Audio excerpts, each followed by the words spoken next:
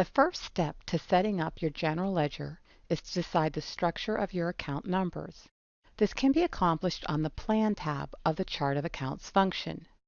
You have to determine the length of your account number, if you are going to use control accounts such as accounts payable and accounts receivable, and whether your account numbers will be numeric, alphanumeric, or alpha. After you have the plan created, you use the accounts function covered in the lesson on creating accounts to enter your account numbers and build your chart of accounts. When the account numbers have been added, you return to the Chart of Accounts function to set different account defaults and options such as account numbers used for year-end processing, currency exchange, and suspense transactions.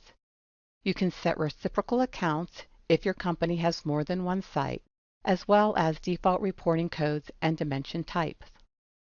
Let's take a look at defining your company's account plan on the Plan tab of the Chart of Accounts function, as well as other setup tabs. The account plan is found on the Plan tab of the Chart of Accounts under the Setup menu. To enter in a new account plan, click New. Enter a chart code. It can be 3 characters in length.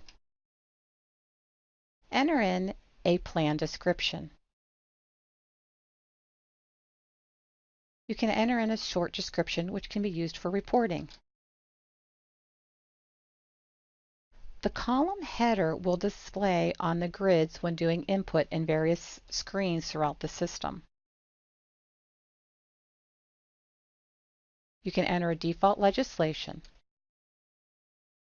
General tracking is automatically checked. This allows the accounts to be used in the general ledger. If you're going to be doing analytical tracking, select Analytical Tracking. If you're going to be using accounts payable and accounts receivable control accounts, select Control Accounts. If you're going to be doing tax management, select Tax Management. It's recommended that tax management always be checked. If you want to allow your users to enter accounts on the fly when entering transactions, select Automatic Creation. If you want your account numbers to be a fixed length, select Fixed Length. My account numbers are going to be 10, so I'll enter 10 in the account format. If you want your account numbers to only be numeric, enter in a £sign. If they are only to be alphabetical, enter in a capital A. If they can be alphanumeric, enter in a small c. Then come down and enter in a legislation class. And then click Create to create your new account plan.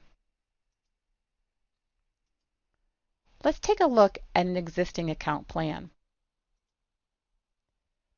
Once account numbers have been entered into your account plan, you can return to the Chart of Accounts function and look at the Miscellaneous Accounts tab.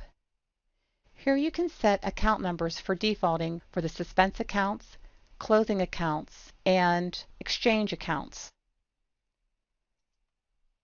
The Reciprocal Accounts tab is used to set up auto balancing between sites if your company has more than one site. The Reporting Codes tab will set default reporting codes by account root to be used with reporting functions. Default accounts are set up to use default accounts to different accounting plans. Default dimension types will set up our default dimensions by account roots.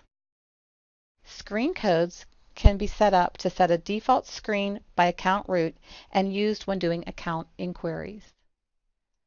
Compatible accounts can be used to set up compatible debit and credit account roots. In this lesson, you have learned that the first step to setting up your general ledger is to determine the structure and characteristics of the account number, such as the account length, if it will be numeric, alphanumeric, or alpha, and if you will be using control accounts. This can be found on the Plan tab of the Chart of Accounts function. You also looked at the other Chart of Account tabs to see what types of default account information is entered once the actual list of accounts has been created.